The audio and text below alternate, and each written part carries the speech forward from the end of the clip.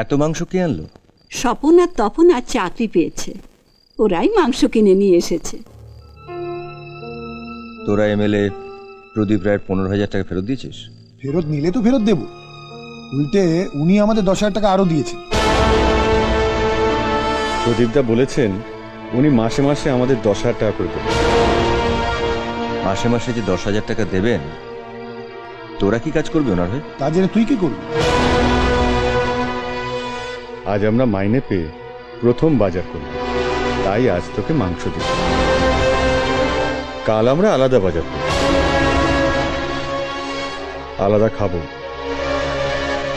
আমরা আলাদা খাবো শুনে মা বলে দিয়েছে কাল থেকে আমাদের জন্য আলাদা রান্না করে দিতে পারবে না, তাই কাল থেকে রত্না এসে আমাদের জন্য রান্না করে দিয়ে যাবে। রত্না? রত্নাকে? আমার বান্ধবী। ও এসে আমাদের বাড়িতে রান্না করবে কেন? নিজেকে ছাড়া তো কাউকে ভালোবাসলি না, তা বুঝবি কি করে যে রত্না কেন এসে আমাদের জন্য রান্না করে দিয়ে যাবে? রুনো, তুই ঠিক করে নে তুই কোন দলে থাকবি। দাদার দলে যদি থাকিস তাহলে ওই সকালে শুকনো মুড়ি, দুপুরবেলা আলু সেদ্ধ ডাল ভাত, আর সপ্তাহে একদিন ওই ছোট্ট মাছ পাবি। আর আমাদের দলে থাকলে স্বপন বলে দে। হ্যাঁ দেখ, আমাদের দলে থাকলে তুই ব্রেকফাস্টে পাবি পাউরুটি, কলা, ডিম সেদ্ধ, কোনো কোনো দিন অমলেটও পাবি। আর দুপুরে ধর এক এক দিন এক এক রকম মাছ, বড় বড় পিস, আর নানা রকম তরকারি ডাল এসব তো আছেই। আর রাত্রেটা তুই বল। বলবা? হুম, রাত্রিরে ওই মাংস, লুচি, পোলাও, তাছাড়া মিষ্টি আর পায়েস তো থাকবেই। তোকে 2টো শাড়ি তো দিয়েছি, পুজোর আগে আরো 5খানা দেবো। হ্যাঁ, আর রত্নাকে নিউ মার্কেট পাঠিয়ে তোর জন্য স্নো পাউডার, লিপস্টিক।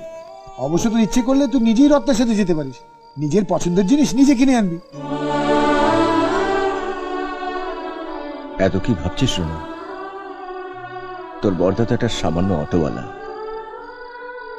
তার তো ক্ষমতা নেই তোকে অনেক কিছু কিনে দেওয়ার, ভালো মন্দ খাওয়ানোর।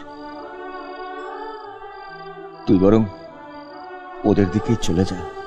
আর তাছাড়া ওরাই তো তোর নিজের দাদা, আমি তো তোর আপন দাদা নই। আপন পর আমি বুঝি না বর্দা, ছোটবেলা থেকে তোকেই বর্দা বলে ডেকে এসেছি। জীবনের যা কিছু চাওয়া সব তো তোর কাছ থেকেই পেয়েছি। আমি তোকে ছেড়ে অন্য কোনো দলে যেতে পারবো না। দে দে তাহলে আমাদের মাংসের বাটিতে দে, রাস্তার কুকুরটাকে দিয়ে আসি। তুই কি রে, ছোট বোনটাকে মাংস খেতে দিয়ে ওর মুখের সামনে থেকে মাংসের বাটিটা তুলে নিলি? কেন তুমি ওদের এসব কথা বলছো মা? ওরা টাকার জোরে আমাকে বর্দার কাছ থেকে সরিয়ে নিয়ে যেতে চাইছে।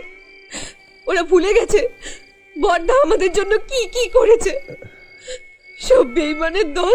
চুপ কর না, চুপ কর।